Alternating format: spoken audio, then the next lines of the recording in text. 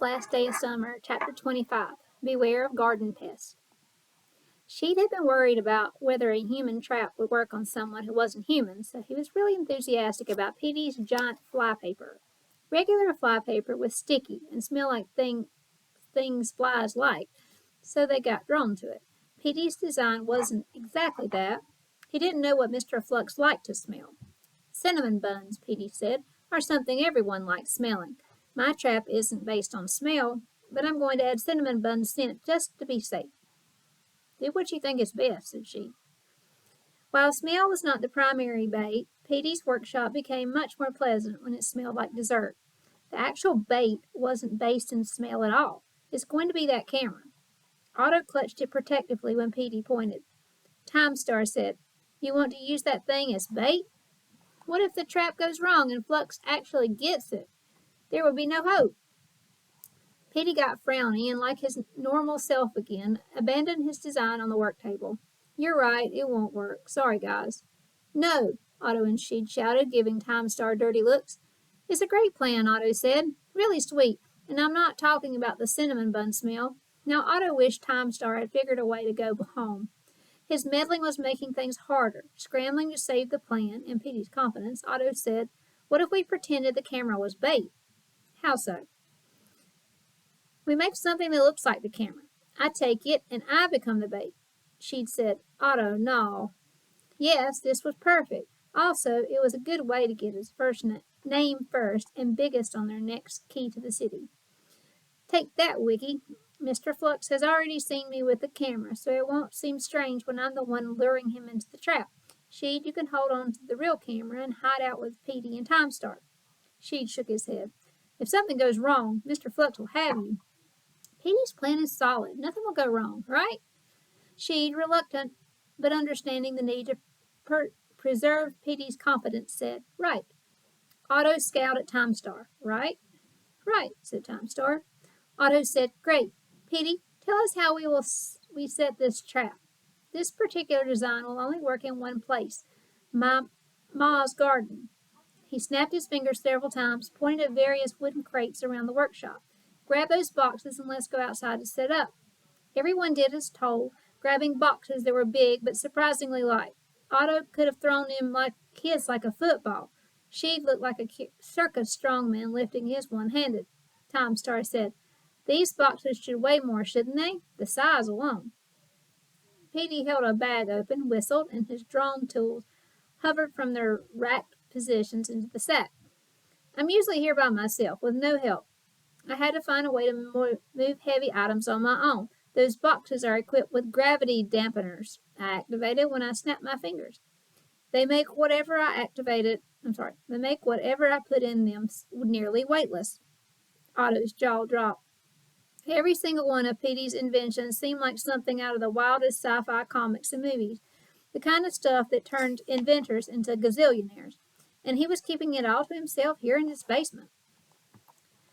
Though, Otto supposed, the flip side was someone like Lene Ellison, who failed to keep her inventions contained anywhere, usually resulting in mayhem. Maybe Petey was being extremely responsible, though Otto's deductive mind considered that unlikely. Whatever Petey's missed opportunity was, it had to be something to do with all these far-out gadgets and his lack of confidence.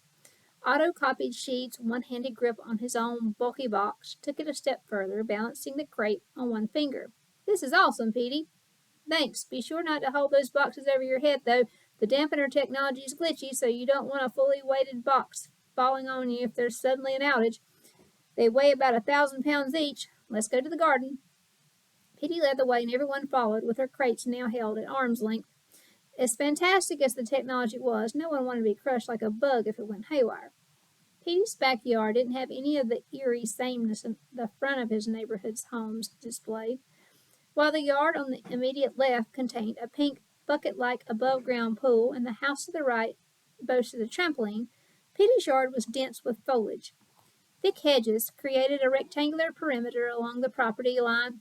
Inside the hedge wall was a single apple tree, a colorful flower garden with a huge, ragged hole in its center, tilled rows of growing vegetables, stumpy green zucchinis, bright yellow squash and a patch of neatly trimmed grass where they began setting the trap.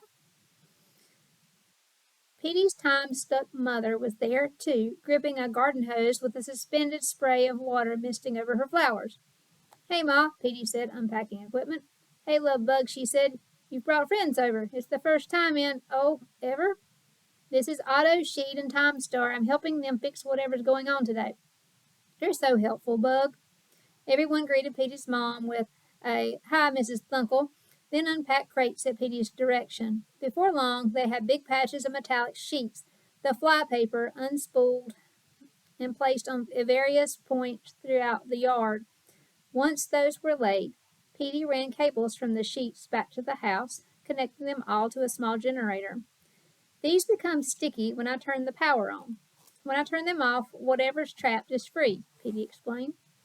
Otto worked at concealing the power cables in the grass and dirt. "What made you build big fly traps?" He chuckled. "I suppose that was a faulty comparison. It's not for flies, it's for mutant moles." Otto, Sheed, and Time Star stopped concealing cables, startled. Otto said, "Did you mean mutant moles?" Pointing at the hole, roughly the size of a truck tire, in his mother's flower garden, Petey said, "Yep." She'd said, "Otto." His pad was out and open, already writing it down.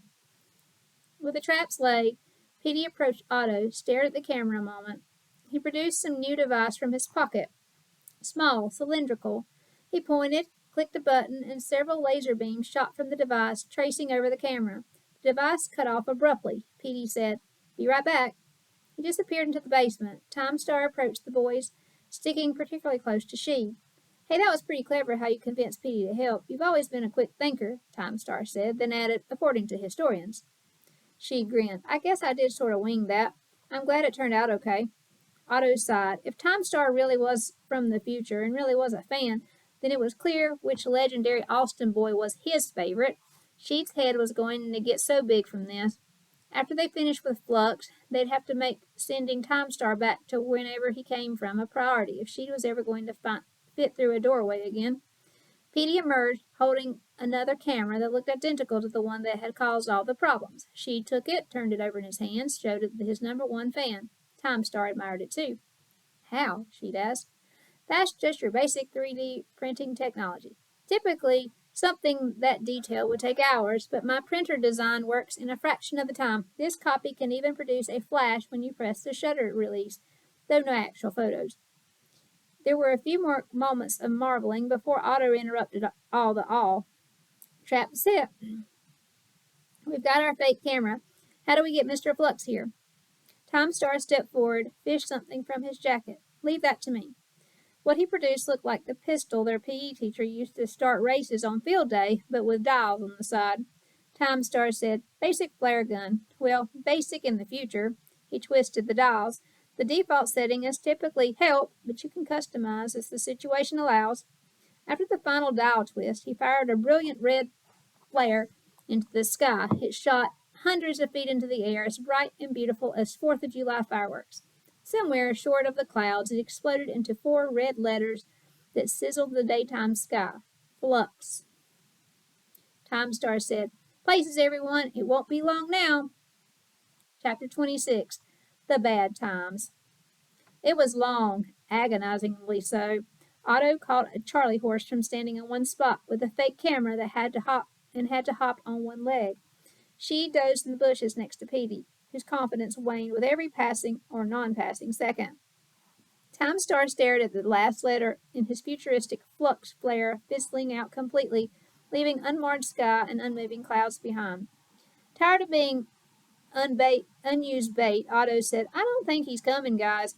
Petey cut off the fly mole paper. She jerked away, the real time-freezing camera dangling around his neck. "Huh? What?"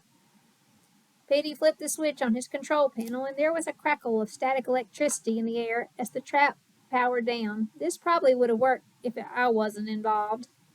"Nonsense, Bub," said Mrs. Thunkle. "I agree with your mom." A groggy Sheed said, pushing out of the hedges.